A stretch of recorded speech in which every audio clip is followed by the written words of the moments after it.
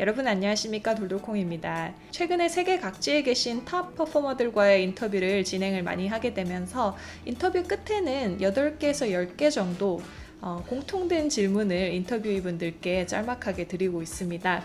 그분들의 습관 그리고 루틴에 관한 질문들인데요. 이 습관과 루틴에 관한 직문직답 영상들을 오늘부터 시간이 될 때마다 여러분들과 하나씩 차근차근 나눠보려고 합니다.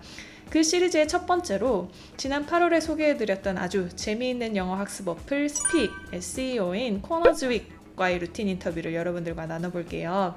커너가 정말 재미있는 이력을 가진 CEO거든요. 그래서 소프트웨어 엔지니어인 만두씨도 오늘은 저를 따라 나서더라고요. 그래서 함께 샌프란시스코 스픽 오피스에 다녀왔고요.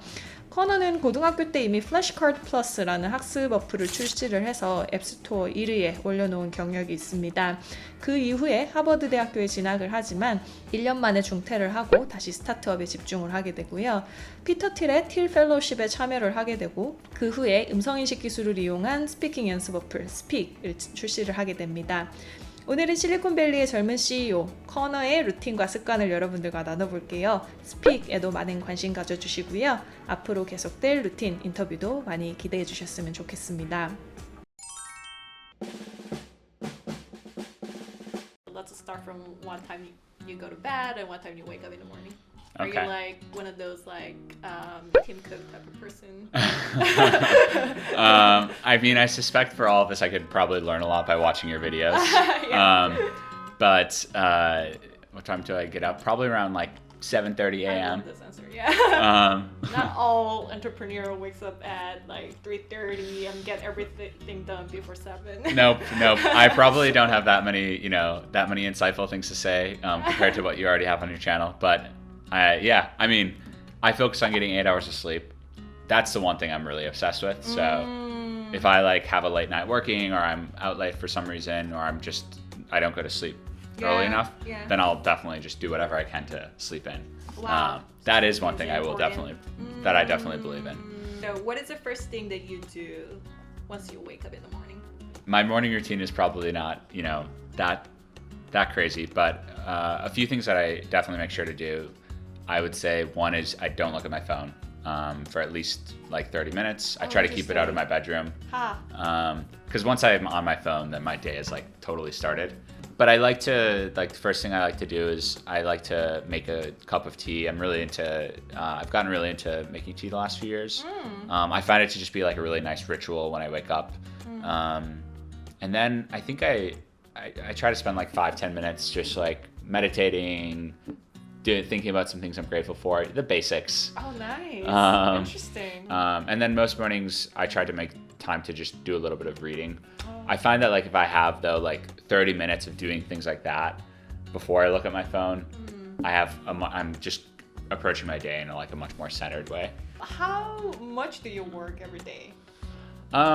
It's evolved over time. I mean, I think I have a tendency to work too much to my own detriment. So I've been actually trying to, especially the last year, kind of put checks and balances in place so I make sure I don't work too much, especially now that our company's grown a little bit more.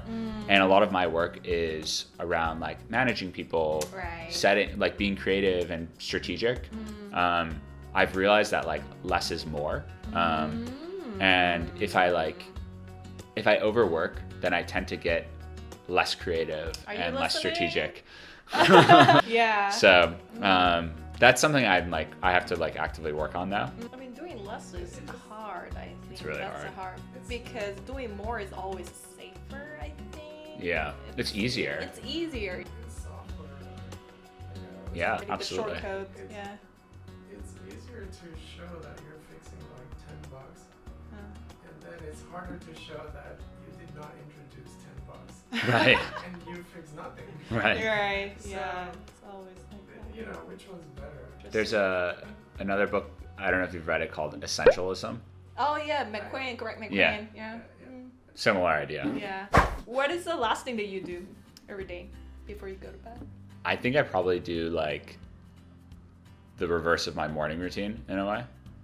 Really? Like shut up the phone. Yeah, exactly. Make a tea, Exactly. All right. Exactly. Yeah. Anything you got interested in or are actively learning recently? I wish I could spend more time learning than I do. I feel like I'm learning on the job, but one area that I've gotten really into the last few years is history. Just learning about history in general, all sorts of different areas. How do you learn? Like, do you read or watch some documentaries? I actually I find like it's hard to get through a history book, but lecture series are great. Which lecture series are you There's one guy I really like called Philip Zelikow. He's like a professor at the University of Virginia, I believe. Is that on Coursera? The course? Yeah. Coursera? Yes. It's a really good history course. Yeah. Because he focuses on like the why of things, like why did this happen? Why, like, there's like a world history course that he does that covers like 1760 to 1910. I see. And like he's like, well, why did like Europe GDP as a percentage of GDP across the world boom over this period of time? And then he goes into depth about like, okay, there's this reason, there's this reason, there's this reason, but like, why did those things happen? And it's this like continuing to chase back the why instead of like what and when. So I think he's really good. Any unusual habit that you love? I don't know if this is unusual, but like I like doing like cold plunges. Oh, cold plunge, like cold water, you go in the cold water. Yes. How long do you do? Like 60 seconds? Usually like I think we do 10 minutes. That's I think I go to this place near my house and they recommend 10 minutes. And then you go in a sauna afterwards. And I feel wonderful afterwards. I heard that it's sometimes prescribed for the depression patients. Like it immediately make you feel better. I believe that. You feel great afterwards. Yeah. And just like invigorated. Right. I know that Tim Ferriss is a big fan. Tony Robbins is a big fan of that. Okay, so common self-help thing, it sounds like. I heard about that. It's not the first time that I hear about this, but I'm like hypersensitive about cold. I think it could be the definition of torture for some people. I have a high tolerance for cold though, so it works for me. I think better than other people. What are your thoughts about work-life balance? I feel like I kind of prescribe to the idea that they can be blended together and it can still be healthy.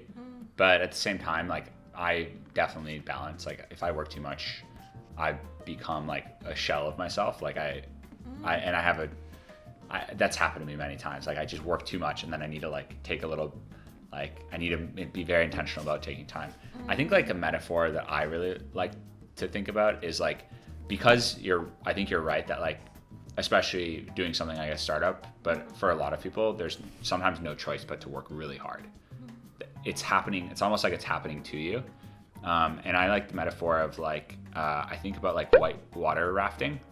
Can you like, you're in a boat, you're down a river, and sometimes you're like going down this white water current and it's, super treacherous. You can't stop. You have to react. Right. There's no stopping because you literally have to react to the rocks that are coming up to you. Right.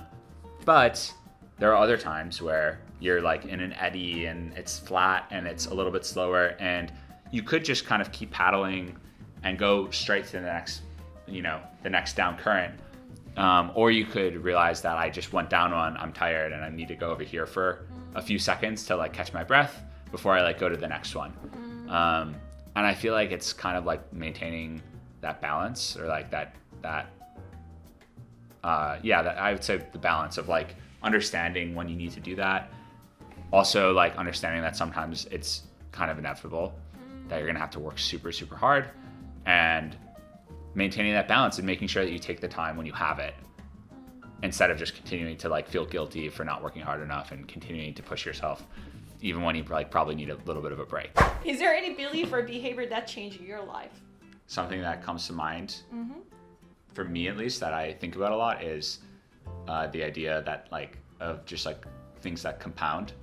So I love that. Right, like everyone understands like money compounds over time. You can invest and get a 5% return and you get a lot of money after X number of years.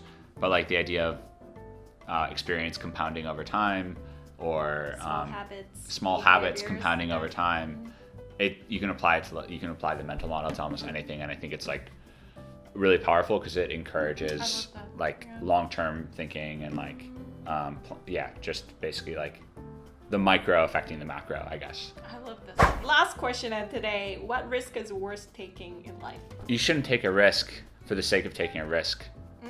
But like, I think you should take calculated risks, maybe.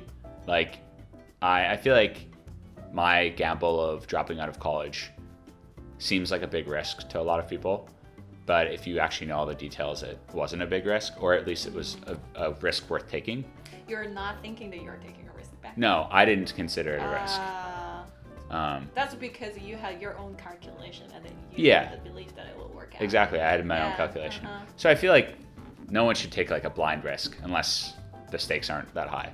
But like, if the stakes are high, like you should, even if it appears service to someone else, to yourself, you probably should have some sort of rationale to it, so that it doesn't feel like, or it feels like a calculated risk, I guess.